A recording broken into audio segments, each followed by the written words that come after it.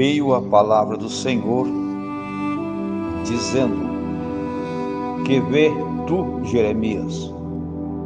Respondi: Vejo uma vara de amendoeira.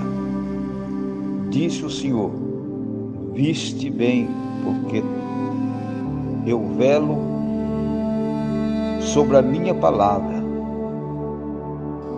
para cumprir.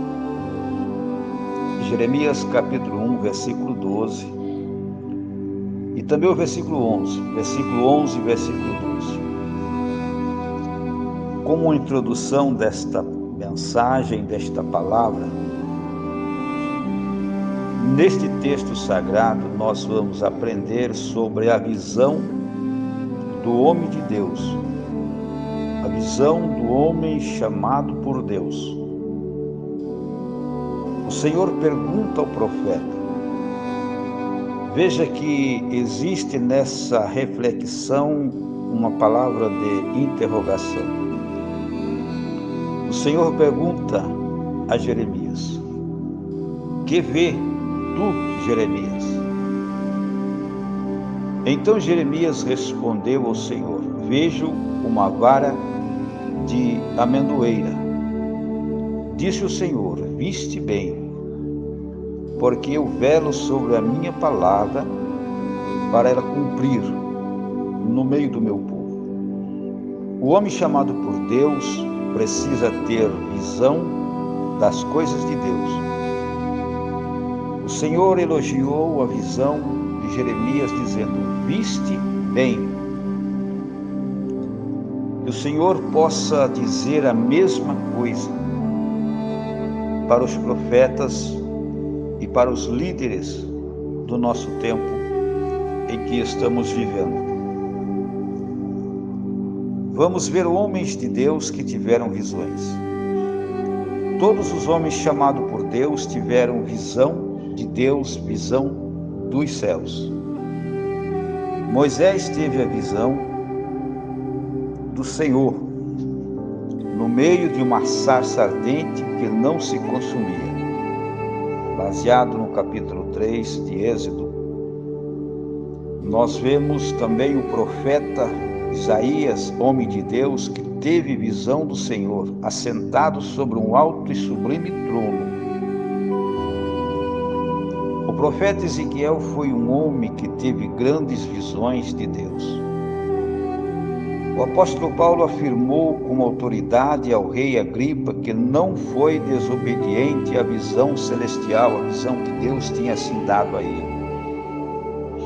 Assim como o apóstolo João, a exemplo dos grandes profetas, videntes da antiga aliança, foi o grande vidente de Deus no Novo Testamento, ao escrever as grandes visões do Apocalipse. João foi um homem que mais teve visão de Deus. Foi um homem que Deus mais revelou as suas visões e os seus mistérios.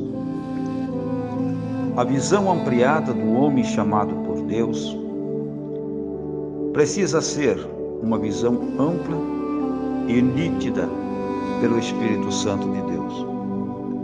Precisamos ter a nossa visão ampliada, assim como em Gênesis capítulo 12, versículo de número 14 e 15, Deus convidou Abraão a ampliar as suas visões, dizendo: Ergue os olhos e olha desde onde estás para o norte e para o sul, para o oriente e para o ocidente, porque toda esta terra que tu vês, eu te darei a ti e a tua descendência para sempre. Glória a Deus. Em Jó, nós podemos ver também nele um homem de visão, ao falar sobre a visão das águias. Disse o Senhor: Habita nos penhascos onde faz as suas moradas, sobre o cimo do penhasco em lugar seguro. Dali descobre a presa, seus olhos avistam de longe, os olhos do homem chamado por Deus. precisa avistar coisas de longe, ter o conhecimento de tudo o que está acontecendo ao seu derredor. Em Deuteronômio também está escrito a palavra de Deus. Tinha Moisés a idade de 120 anos quando morreu, e não lhe escureceram os seus olhos, nem se lhe abateu o vigor. Moisés nunca perdeu a visão de Deus, e nem a disposição e o vigor para fazer a obra do Senhor. Em Efésios capítulo 3, versículo 18, Paulo afirma que os santos devem compreender a largura e o comprimento, a altura e a profundidade das grandezas de Deus. A largura aponta para a visão horizontal, assim como o comprimento aponta para a visão longitudinal. A altura também aponta para a visão vertical, a visão eterna. E a profundidade aponta para uma visão mais profunda das coisas de Deus, dos mistérios de Deus.